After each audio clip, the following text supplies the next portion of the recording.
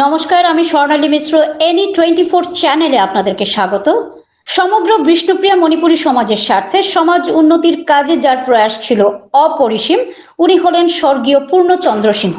মাচুঘাটে অবস্থিত রাধামাধবজিউর মন্দিরে স্বর্গীয় পূর্ণচন্দ্র সিংহের জন্ম শতবার্ষিকী তার পুত্র ও কন্যাদের উৎসাহ ও উদ্দীপনা সহকারে উদযাপন হয়। গীতা পাঠের মধ্য দিয়ে অনুষ্ঠানে শুভ সূচনা হয়।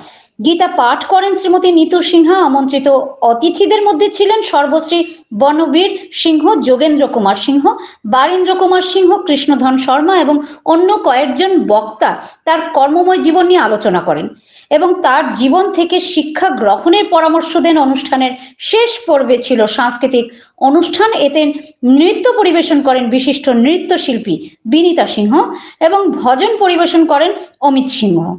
ওই দিন রাধামাধবজিউর মন্দির প্রাঙ্গণে প্রচুর মানুষের সমাগম ঘটে। আপনারা দেখছেন এনি 24 চ্যানেল। এভাবে আরো খবর পেতে এনি 24 ইউটিউব চ্যানেলকে সাবস্ক্রাইব ও ফেসবুক ফলো করে আমাদের পাশে থাকুন।